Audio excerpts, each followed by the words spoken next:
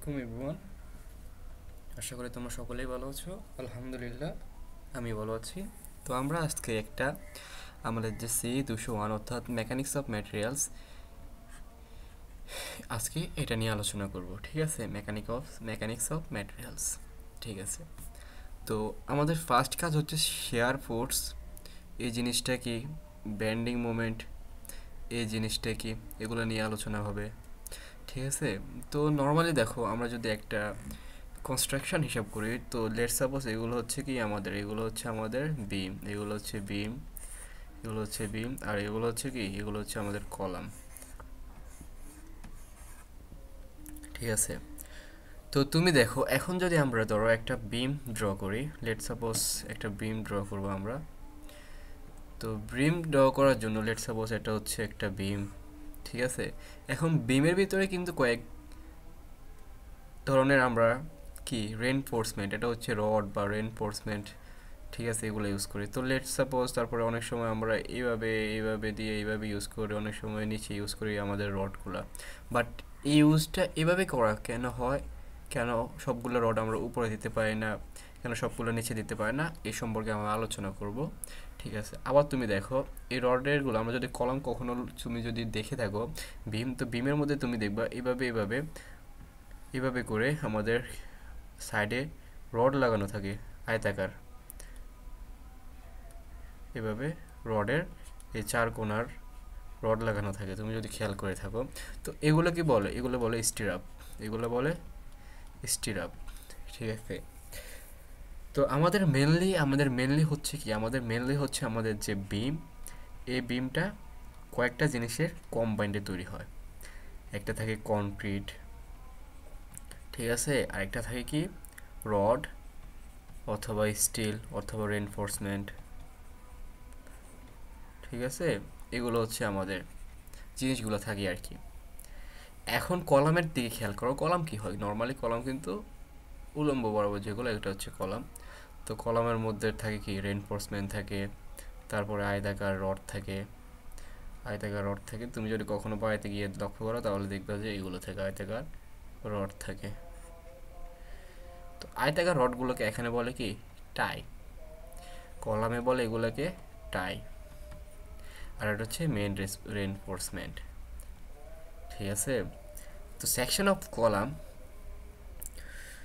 তো কলামের dimension, column কতটুকু মোটা হতে হবে বা কতটুকু চিকেন হতে হবে, এটা নির্ভর করে কিসের উপর, কিসের বেসিস উপর নির্ভর করে আমাদের যে কলামগুলো কীরকম মোটা হবে চিকন হবে।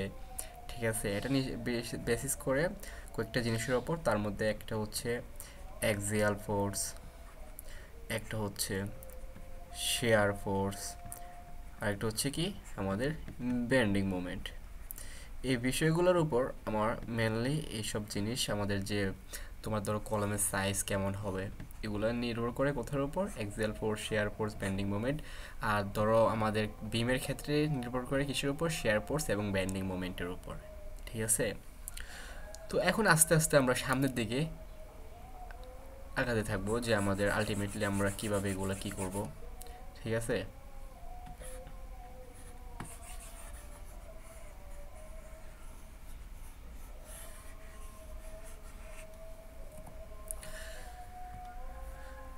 হ্যাঁ আচ্ছা, এখন আমরা আস্তে আস্তে যাব, আস্তে আস্তে আমরা মুভ করব আমাদের বিষয়দের প্রতি।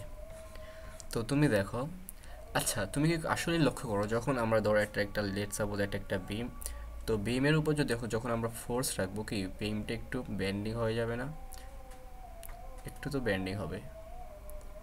ঠিক আছে, কেমন, ধরো ধরো লেট সাপোজ তুমি একটা স্কেল নাও, এটা ধরো একটা স্কেল, এটা এই সাইডে একটা ফিক্সড করে রাখো, এই সাইডে একটা ফিক্সড রাখো, এখন এখানে একটা বার দাও, ওজন দাও। ওজন দিলে কি হবে, ওজন দিলে তুমি লক্ষ্য করবে যে আমাদের এই যে স্কেলটা একটু বেন্ডিং হয়ে যাবে, স্কেলটা একটু বেন্ডিং হয়ে যাবে। তো বেন্ডিং হয়ে গেলে এই যে আমাদের ধরো এই জায়গায় একটা পয়েন্ট, এই জায়গায় একটা পয়েন্ট, এই দুইটা পয়েন্ট কিন্তু পরস্পর কাছাকাছি চলে আসবে। আর এই লাস্টের যে নিচের দুইটা পয়েন্ট ধরো লেট সাপোজ, এই দুইটা পয়েন্ট পরস্পর থেকে দূরে সরে যাবে। ঠিক আছে, তো দুইটা পয়েন্ট কখন পরস্পর কাছে আসবে, যখন তুমি ধরো এই একটা বস্তু, এই বস্তু কখন এই একটা পয়েন্ট আর এই একটা পয়েন্ট কখন কাছাকাছি হবে, যখন তুমি তার উপর প্রেশার দিচ্ছ, তো অর্থাৎ তাকে কম্প্রেস করছো, কম্প্রেস করছো তখন দুইটা বিন্দু পরস্পর কাছে চলে আসবে। আর ধরো এই একটা বস্তু, এখানে একটা পয়েন্ট, এখানে পয়েন্ট, দূরে চলে যাবে কখন, যখন তুমি তার থেকে টান, তার দুই পাশে টান দিচ্ছ, অর্থাৎ টেনশন কাজ করে যখন, তখন এখানে কি হয়, দুইটা বিন্দু পরস্পর থেকে দূরে চলে যায়।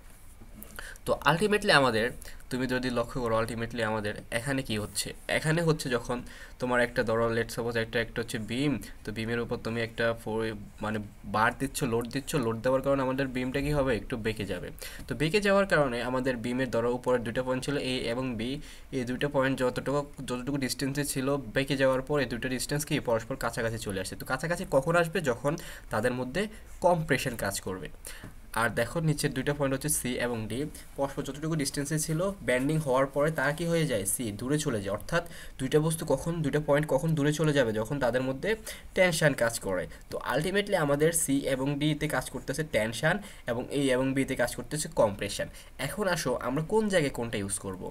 আমরা জানি যে আমাদের কি হয়, আমাদের যে কংক্রিট কংক্রিট কংক্রিট কিন্তু কি করতে পারে, কংক্রিট ভালো ধরনের কম্প্রেশন নিতে পারে। তো যে জায়গায় আমাদের কম্প্রেশন, ওই জায়গায় আমরা কংক্রিট ইউজ করব, এবং যে জায়গায় আমাদের টেনশন, ওই জায়গায় আমরা কি করব, ওই জায়গায় আমরা রেনফোর্সমেন্ট অর্থাৎ রড ইউজ করতে পারি। তো তুমি দেখো আমাদের নিচের যে বিমের যে নিচের অংশে হচ্ছে কি টেনশন, তো নিচের অংশে আমরা কি করব, রেনফোর্সমেন্ট অর্থাৎ রড ইউজ করব, এবং উপরের পয়েন্টে হচ্ছে কি, উপরে দেখো আমাদের হচ্ছে কম্প্রেশন, তো উপরে আমরা কি করব, উপরে আমরা কনক্রিট ইউজ করব। তো আলটিমেটলি এটাই হচ্ছে আমাদের মেন থিম, যে এখন তুমি উল্টা কনসিডার করো, যে আমি যদি এখন টেনশন উপরে উপরে যদি আমরা রেনফোর্সমেন্ট দিই, নিচে যদি আমরা কনক্রিট দিই, তাহলে কি হবে, তাহলে কিন্তু তোমার যে সিডি অংশে, এই সিডি অংশে তুমি কনক্রিট দেওয়ার কারণে এখানে কি হচ্ছে, এখানে হচ্ছে টেনশন হচ্ছে, কিন্তু কনক্রিট আমাদের কি করতে পারে, বেশি টেনশন নিতে পারে না। তো এর কারণে আমাদের দেখবা কিছু যদি এরকম ইউজ করা হয়, তাহলে আমাদের যে বিমটা আস্তে আস্তে পাটল ধরবে, পাটল ধরতে ধরতে বিমটা একসময় কলাপস করবে। এটাই হচ্ছে আর কি মেন জিনিস। এই কারণে আমরা কি করি, এই কারণে আমরা আমাদের যে যে জায়গায় টেনশন, ওই জায়গায় আমরা রেনফোর্সমেন্ট, এবং যে জায়গায় কম্প্রেশন, ওই জায়গায় আমরা কনক্রিট ইউজ করি, ঠিক আছে। তো এখন আসো, এখন হবে কি, এখন হচ্ছে concrete are most suitable for use where compression are generated, reinforcement are most suitable for use where tension are generated. তো আশা করি বুঝছো তোমার এখানে কিভাবে কি কোর্স করা হয়েছে। তো তোমার আশা করি এখানে এই পৃষ্ঠাতে কোনো আর ঝামেলা নেই, আমি যতটুকু ট্রাই করছি তোমাকে বোঝানোর জন্য। এখন আমরা নেক্সট পৃষ্ঠাতে যাব। তো এখন যদি আমরা লক্ষ্য করি নেক্সট পৃষ্ঠাে কি হয়েছে, টাইপস অফ লোড। তো টাইপস অফ লোডে হচ্ছে ব্যাপারটা কি, টাইপস অফ লোডে হচ্ছে ব্যাপারটা হচ্ছে, টাইপস অফ লোডে হচ্ছে